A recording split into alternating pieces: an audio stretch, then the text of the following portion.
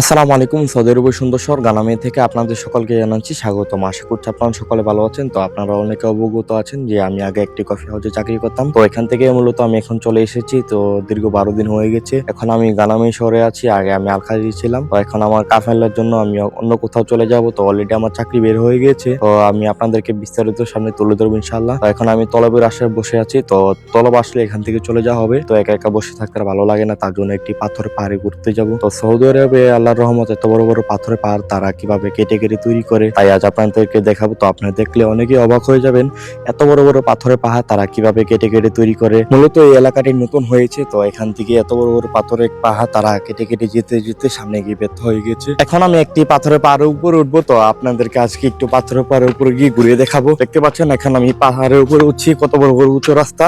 তো এখান থেকে পরে যায় কিনা অনেক ভয় হচ্ছে। তারপর আমি উপরে যাব। তো আজকে এখান থেকে চলে যেতে পারি, কোনো সন্দেহ নেই। তো তার জন্য একটু ঘুরতে যাচ্ছি। তো আপনাদেরকে আজ ঘুরিয়ে দেখাবো ইনশাআল্লাহ। ফাইনালি আমি পাথরের পাহাড়ের উপরে এসে পড়েছি। তো এখানে প্রচুর পরিমাণ রোদ। তো আমার তাকাতে অনেক কষ্ট হচ্ছে। তো দেখতে পাচ্ছেন এখানে কত বড় বড় পাথরের পাহাড়। তো ওই সাইডে আরো অনেক বড় বড় পাহাড় আছে, তারা কিনা রাস্তা তৈরি করছে। ওই সাইডে হলো খেজুরের মাজরা। তো এরিয়াটা নতুন হচ্ছে, দেখতে পাচ্ছেন সামনে কাজ চলছে। তো এখানে সৌদিরা বেশ কিছু বিল্ডিং বানিয়ে ফেলেছে। তো এত বেশি না, ওইখানে আবার পাহাড়। তো বলতে গেলে এরিয়াটা একবারে নতুন। তো আমি আপনাদেরকে সামনে দেখাচ্ছি, ওইখানে আবার একটি রাস্তা তৈরি করছে, অনেক বড় বড় রাস্তা। আপনাদেরকে এখন একটি জায়গায় নিয়ে যাবো। তো এখানে যাওয়া এখন নিষেধ। তারপর আমি গিয়ে দেখাচ্ছি। তো এখানে আপনি জানি না তো তারা কি তৈরি করবে। দেখতে পাচ্ছেন কত বড় বড় দানব আকৃতির রাস্তা তৈরি করছে, অনেক গভীর। তো উপর থেকে দেখতে পাচ্ছেন অনেক গভীর। তো আমি আপনাদেরকে জুম করে দেখাচ্ছি। তো এখান দিয়ে সম্ভবত টানেল তৈরি করে ওই সাইডে আর একটি নতুন রাস্তা তৈরি করেছে। তো এখান থেকে পাথর কেটে কেটে উপরে রাখছে। তো তারা কিভাবে কাটছে, এত বড় বড় শক্ত শক্ত পাথর দেখতে পাচ্ছেন। এইসব পাথর তারা কিভাবে কেটে কেটে তারপর রাস্তা তৈরি করছে তারা।